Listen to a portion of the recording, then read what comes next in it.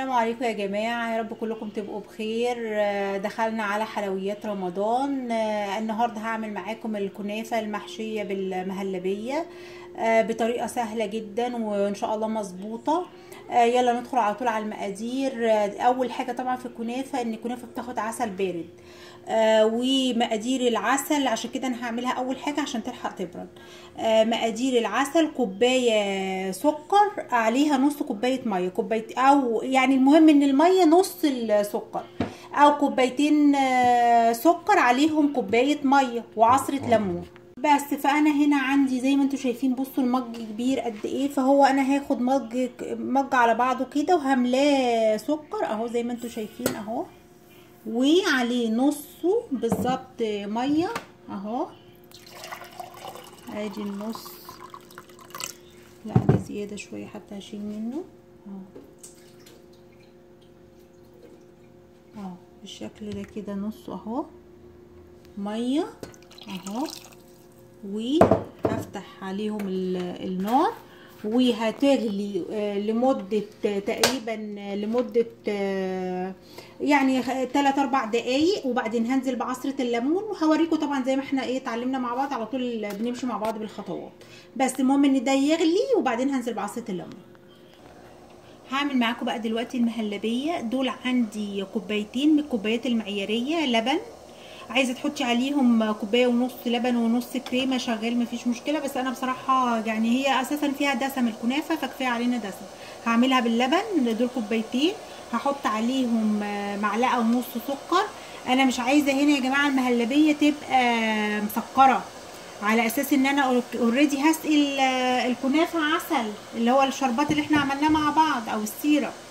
بس وهحط عليها معلقه ونص من معالق الاكل، وهنزل عليها برضو بمعلقه ونص نشا اهو.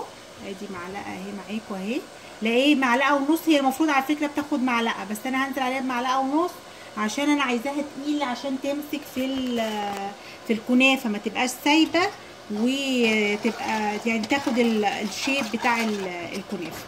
بس هفتح معاكم اهو حتى النار وهبتدي احرك. يبقى انا شغاله دلوقتي في الكنافه والعسل مع بعض لان هما لازم يهدوا شويه.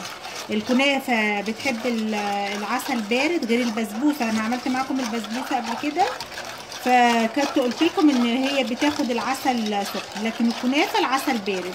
والمهلبيه بتبقى دافيه ولا بارده ولا سخن.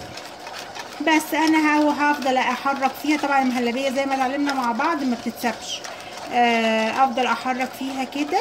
وهوريكم برضو القوام المفروض. بصوا بقى العسل اهو غلي، هنزل بقى بعصرة الليمون اهي اهو، تقريبا نص عصرة نص ليمونة، يعني انا ما عنديش هنا ليمون فريش، عندي الازاز فهشتغل بيه. وفانيليا هحط بس يعني تقريبا معلقة صغيرة اهي فانيليا، بتدي بقى نكهة وريحة حلوة قوي للشربات. بس وهبتدي احرك فيها اهو زي ما انتم شايفين، واسيبه من 3-4 دقايق وهوريكم برضو القوام اللي انا عايزاه. هنا بقى المهلبيه، بصوا هو ده القوام اللي انا عايزاه. شايفين الشريط ده؟ كل ما اعمل المهلبيه افتكر المهلبيه اللي كنت بعملها لاولادي وهم صغيرين، نفس القوام كده. مش احنا بنعمل لاولادنا المهلبيه ما بتبقاش تقيله عشان البيبي يقدر يبلعها اهي، هي دي. بس كده انا كده طفيت، هسيبها تهدى شويه، بحطها على الكنافه زي ما اتفقنا، ولا بارده دافيه ولا سخنه اهو. وادي العسل اهو زي ما انتم شايفين. بصوا تقل ازاي، هجيب حاجه برضو اوريكم القوام. بصوا القوام اهو، شايفين؟ بصوا ماسك ازاي في المعلقه، شايفين؟ بصوا شايفين المعلقه فيها اهو، ادام مسك كده في المعلقه اهو، شايفين الضي بتاعه اهو. هقرب لكم كمان من الكاميرا اهو. بس كده انا اطفي يبرد واحطه بقى. هعمل معاكم الكنافه وهوريكم انا برضو بحطه على الكنافه.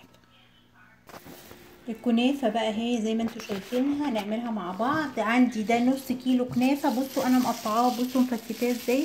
انا هنا الكنافه الفريش مش موجوده عندي فبجيبها من التلاجة وبطلعها وهي من التلاجة، بعملها بايديا كده بحيث ان انا افتفتها وتاخد، بتبقى سهله اسرع من ان انت تمسكي واحده واحده وايه وتكسري فيها. بس ده نص كيلو كنافه. هحط عليه دول معلقتين سكر بودر، بتديها لون حلو وبتديها طعم برضو ظريف اهو. ادي معلقتين السكر البودر اهو،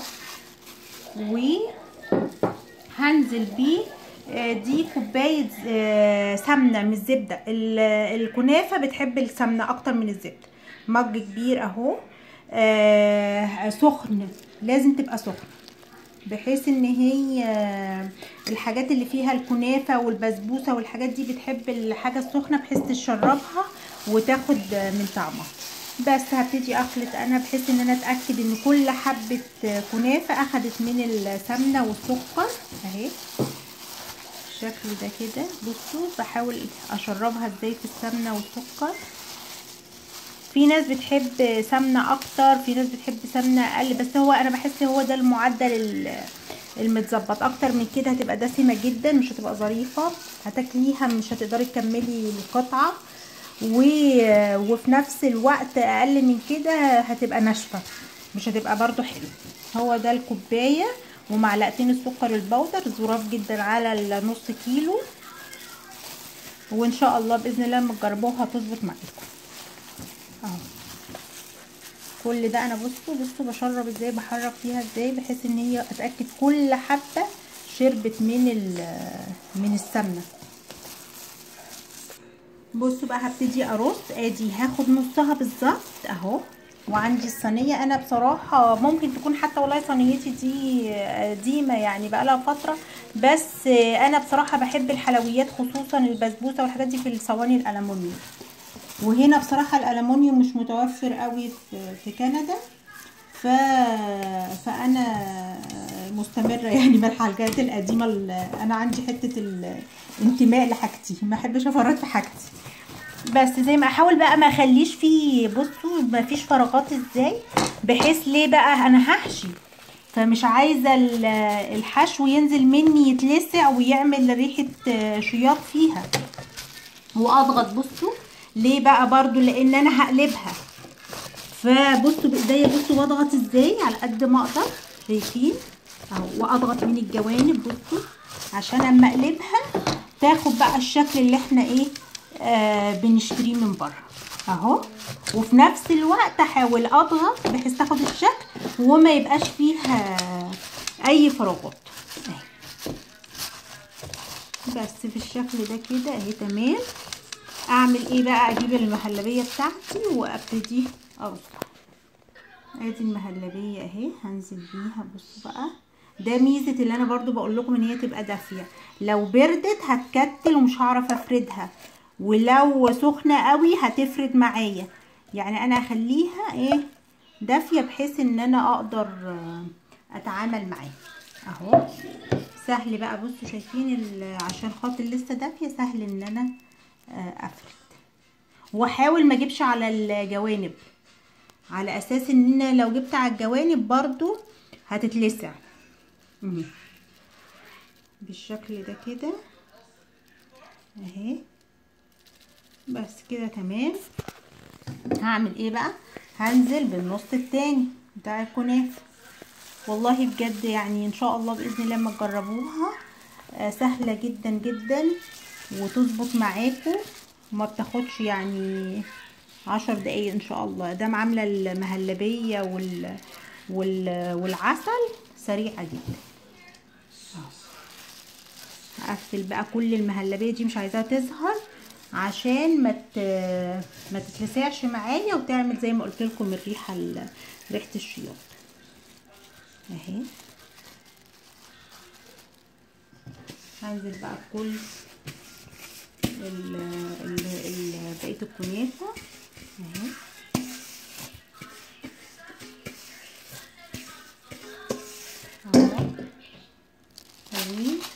بصوا بقى هنا هضغط برضو عشان انا زي ما اتفقنا احنا عايزينها تاخد الشكل، بس برضو مش ضغطه قوي بحيث ان انا مش عايزه الكنافه عندي تطلع.